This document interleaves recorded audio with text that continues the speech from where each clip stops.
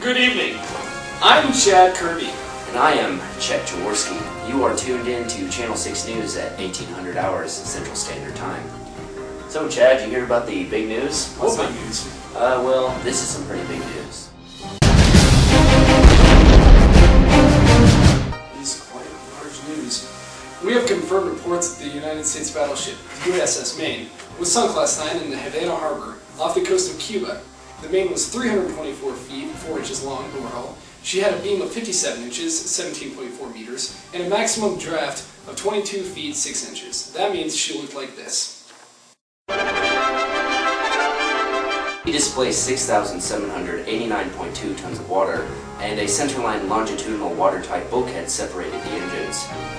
She had a metrocentric height of 3.45 feet as designed, and was fitted with a ram bow. If you're still paying attention and haven't clicked over to the Bulls-Clippers game on Channel 12,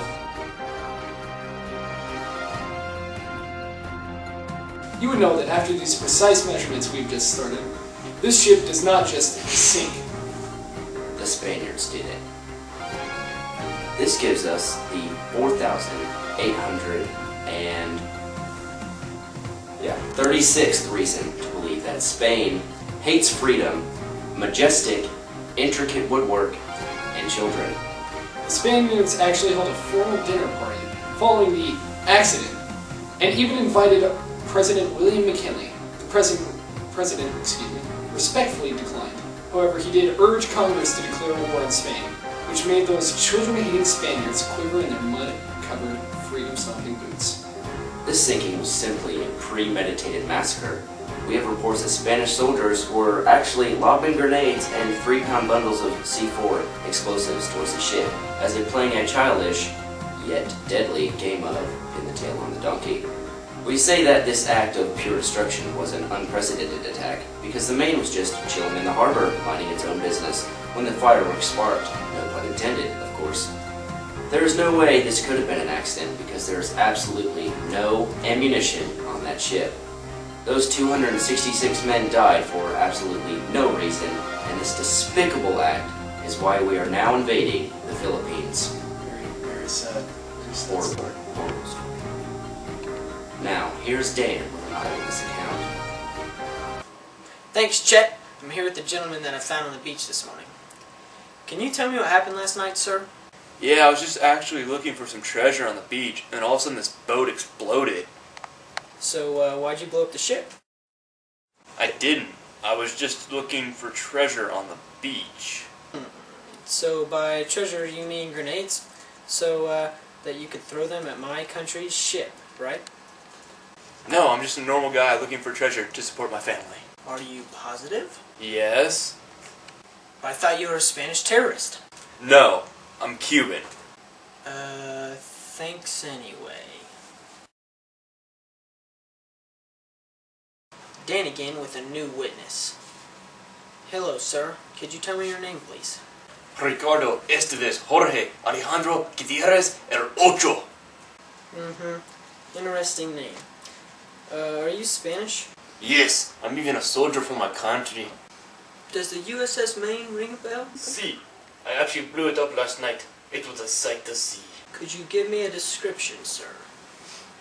Oh yes, you see the other soldiers and I were chucking sticks of dynamite at the ship while the sailors were sleeping. They must have thought it was raining from all the gentle thuds the explosions were making when they hit the ship, because it was raining death.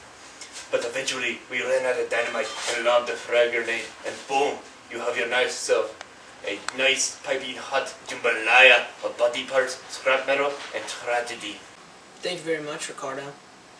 You are now under arrest and you will never see your family again.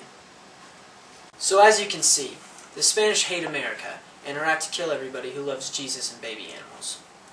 So now that the war has started, I think it is time to come up with a clever slogan to vent our frustration through the splendor of rhyme. So how about, remember the Maine? To hell with Spain.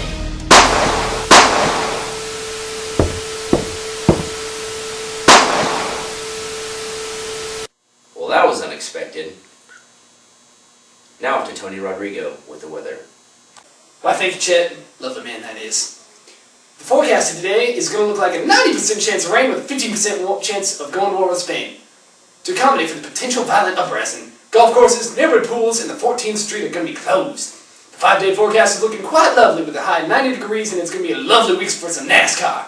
Too bad Congress is going to be inside because they have to decide whether to go to war with Spain, but that's just their problem. Have fun, be safe, and remember, tell Spain. Get a little, What? a little something like that. Oh, yeah, okay. Sorry, man, bad hair day.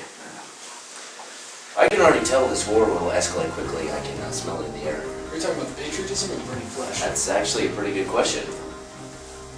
Wait just a darn 2 seconds. What's that, Chad? I've just received some breaking news. What kind of breaking news? Well,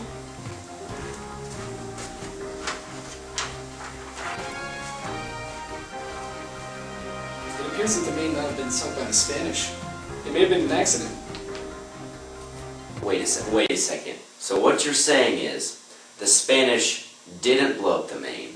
The ship was actually loaded with ammunition. Yes, it seems that there was an internal explosion. Is what happened. The furnace heated up enough and ignited the ammunition that was apparently on board.